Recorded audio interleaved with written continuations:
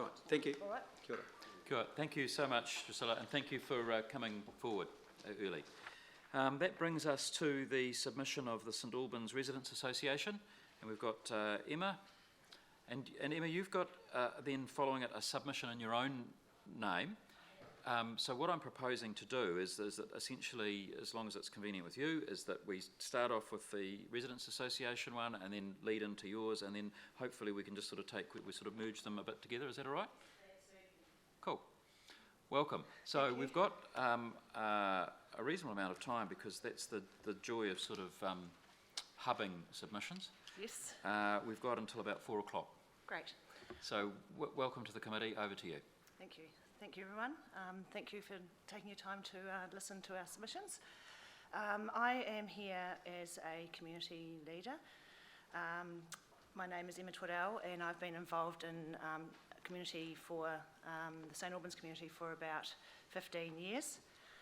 I've come today because I'm on the coalface as well, and though I am completely unprepared and have nothing actually really written down, I know that there'll be a lot of submissions in here about community-led development, and that I hope that some of the things that I say will back up the data and the information that you're provided for those that have had the time, from those that have had the time to prepare it for you.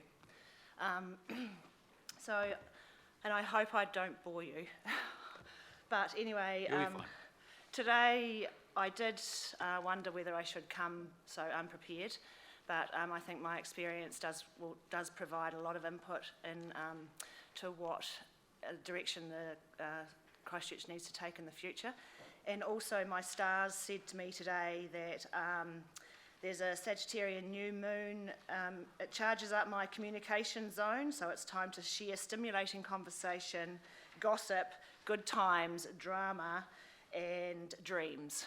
So which are we starting with, the gossip, the drama, or the dreams? Well, it's up to you, actually, because I know that you'll be presented with a lot of information on community-led development, and I think that maybe, I mean, it's probably, I would imagine it's difficult for government to really understand what it's like to be down at the ground level, and so I thought perhaps maybe you might have questions that I can help you have some insight into what it is like, what it really means when we say we want that community-led development.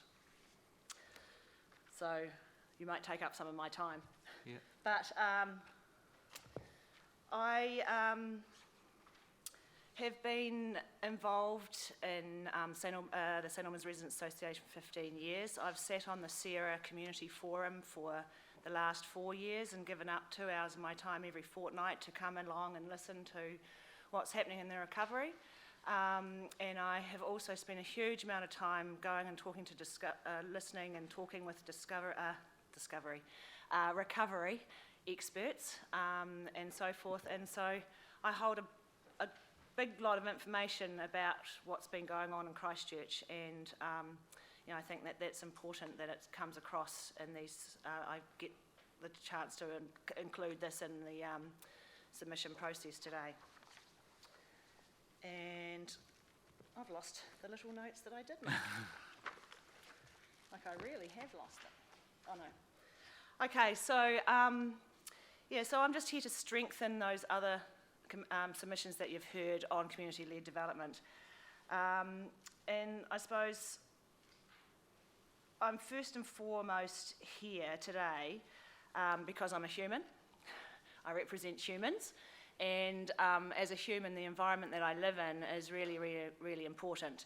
I read a lot of books like this one here called Happy City, and about how urban design and what happens in a city is really important to the people of the city. So, yeah, that's the first reason I'm here, is I'm human. I'm also here as a woman. And so the research that I have learnt is a very important voice to hear in the next stage of our recovery. From the research that I have done, women's voice is really important in the Regenerate period. We're the nurturers, and we provide those things that are important for the people living in the city. I'm also here as a mother. My children have disappeared. They're meant to be here supporting me, but they're out playing outside. I was going to say that even if I embarrass myself so much with what I ramble on about, that at least my son will be very proud that I'm sitting here having my say today. But yeah, as a mother, the future of the city is really important to me, and I really want to be involved in providing a spectacular environment for the future residents of Christchurch. I'm also sitting here today as a teacher. My experience in teaching taught me, I used to be an environmental educator, and in that it taught me that you can change people's attitudes really quite easily, but changing their behaviours takes a disaster. I think that we've seen that in Christchurch, the people of Christchurch have done this change. They've taken the leap already, and that I'd really love it to see the government support the people of Christchurch and be brave and turn the systems on their ear and put the people first and the grassroots development first in the legislation that they provide us. There's a lot of examples of this happening around the world, Scotland being one of them. Scotland's government have led the way over there of changing the way they do things through social enterprise. There's a lot of movement in Christchurch for social enterprise, and it needs support from the government to really make it work, and it would be a really exciting way to take Christchurch. I'm also here as a business owner. I lost my company in the earthquake, so I've had that experience too. My husband and I had a company called Decadence that we spent 15 years building up a niche market of cantilevered decks over the side of hills. That slipped away on February the 22nd. So I sit here with the experience behind me of having to rebuild a business in Christchurch, so I have some I understand that business is important as well as people in our rebuild, and that the businesses in Christchurch need continuing support from the government and the council as well. I'm also the building. The business that I'm involved in is building, construction, and again, this is an area in Christchurch that is the only word I could actually think of to describe it when I was thinking about it was whoa. It's a pretty full-on industry, and there's a lot of issues in the time at this present time, and the people involved in that industry need support too. I'm here as a friend. I'm very social. I like to talk to people.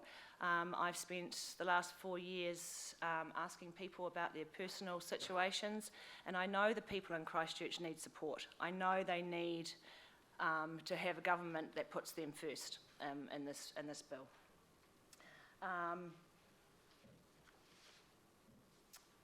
So I've played many roles here in Christchurch post-earthquake, most of them volunteers, volunteer role, and so I'm sitting here, I've got the experience that tells me that the government needs to, through the wording of the bill, put people first and put the local leadership first.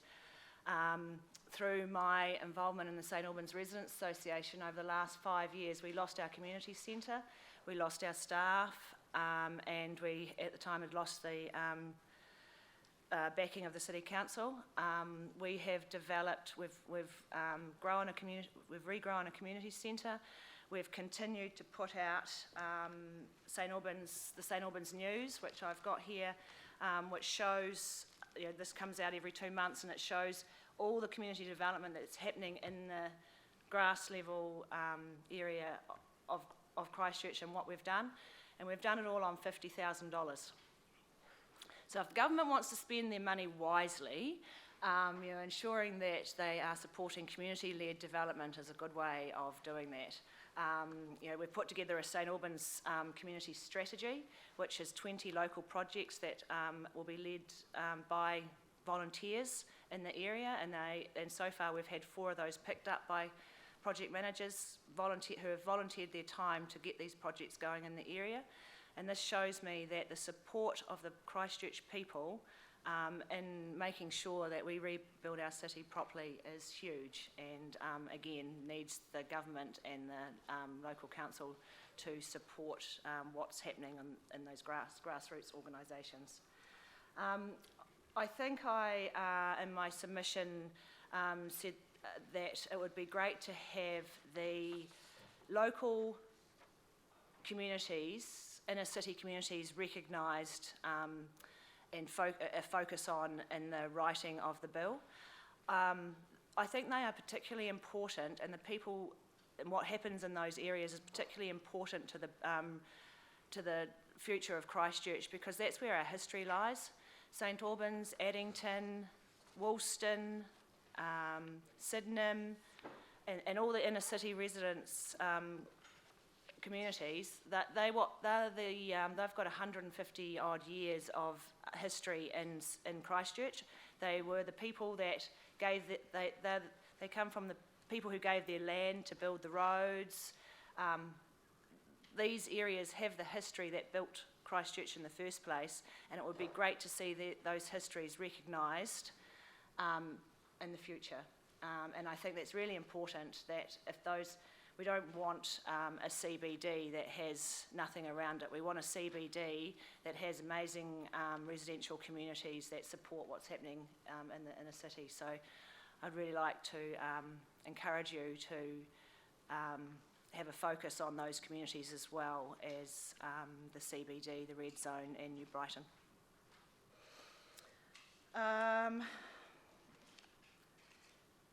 Yeah, I might just leave it there actually, because I could probably waffle on. That's not bad for a couple of little pieces of paper.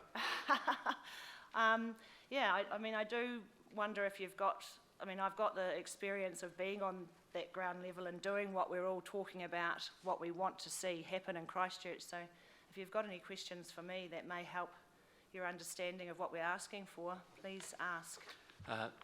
Todd and then Eugenie. Thank you. Thank you, Mr. Chair. On the basis that your two children wear Canterbury rugby jerseys, they are sitting at the back and they do look proud, so that's good. Is there any, from your perspective, a sort of a broadly uniform vision around what regeneration looks like, looking out 5 years for the community of St Albans? No, I don't, because I've got all my own opinions. Yep. But I think what is lacking and what is people feeling empowered, people feeling that they are actually important and part of this process. I think over the last 5 years, with dealing with EQC, with all the changes, a lot of people are feeling, disempowered, and that they aren't actually part of what's happening here in Christchurch and what's developing, and that by supporting them in a grassroots level, we'll be rebuilding that involvement that they have in the city. So just for my understanding, because I'm not from here, are there limited occasions where the community of St Albans get together and sort of have, city council facilitated conversations around what the next few years could look like for that part of the city? We have had none so far. Okay. Yeah. Thank you. I think, I'm not putting any institution down or anything because of that. Yeah. I think Christchurch has had some severe issues to be dealing with, but our community's issues are still there, and some of them, haven't come to the forefront yet. Okay. Thank you. Eugenie. Thank you, and thank you for all the experience you're bringing to your submission today. You've said you want to concentrate, or the bill should concentrate on reducing layers of bureaucracy for communities to lead their own regeneration, and you've also talked about social enterprise. Can you just identify some of the barriers to social enterprise occurring more widely? I think probably the startup and having the resources. And when I talk about resources, it's not just money, it's having the support of the schools. As a volunteer, I have my whole life as well going on in the background. And the administration of all that sort of thing, it's really hard to get funding to administrate projects. and that's where they fall over, because volunteers want to go and do things. They want to get out there and you know, actually see something happen. They don't want to sit and go through all the you know, the administrative side of seeing that happen. Yeah, so that's a big barrier, and you know, support and leadership from the government would help. And providing some of that smaller grant funding to allow. Yeah. Thanks. Yeah, making it easy for people to make it happen. Yeah. Thanks. Matt. Thank you.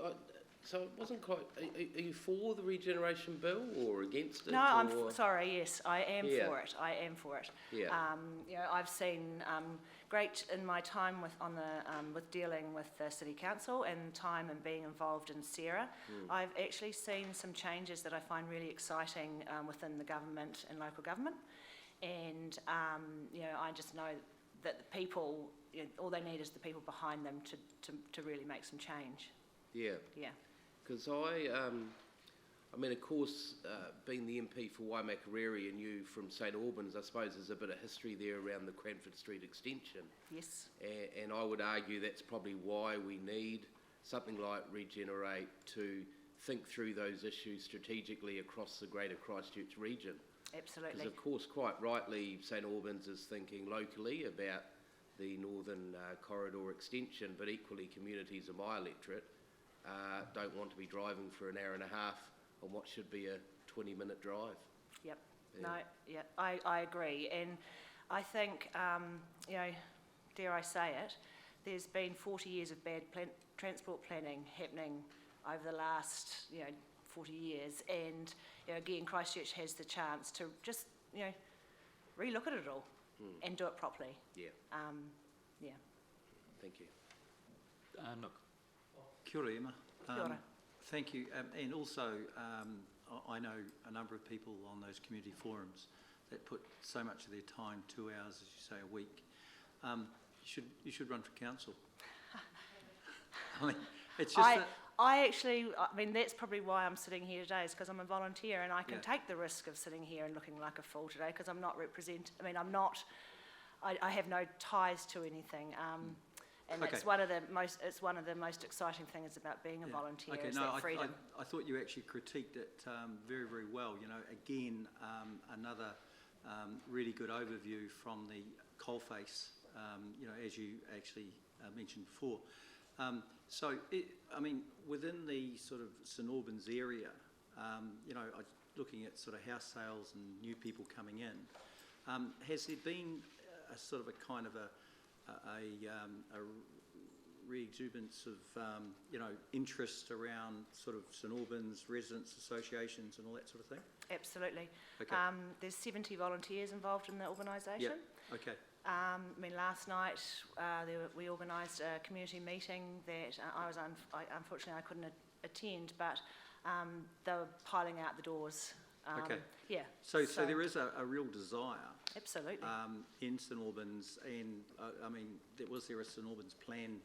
You know, we just had the Sydenham people in here before, you know, with their plan, saying that it, you know, they'd done their plan, but it doesn't have any teeth. So that's probably what you're talking about as well. Yeah, it is. Yeah. I mean, yeah, this is our plan. So this is our community strategy here, and it's, you know, we want a public swimming pool. We want this, and it came from we surveyed 7,000. We sent 7,000 surveys out, got over 1,000 replies to it. You know, things like safer roads and footpaths, Edgware Village beautification, getting the tram linked up to Edgware Village, developing a sense of place, better housing, community arts, a fitness track around Malvern Park. So these are the things that the people of St Albans have told us that they want in their community. And okay, great. So just the last point is that, you know, particularly around the bill rationale, the policy rationale, it's actually about enabling local leadership. Yes. So, I mean, I think no wonder you are in support of this, and thank you for your submission. Cheers. Kia ora to you. Thank you. And that seems like a good place to finish. Emma, can I just thank you on behalf of the committee? Really good submission, and as I say, that was mighty impressive for what appeared to be no notes at all. Very good. And I didn't even resort to the glass of wine beforehand. Good on you. Thank you very much. Now, members, we've got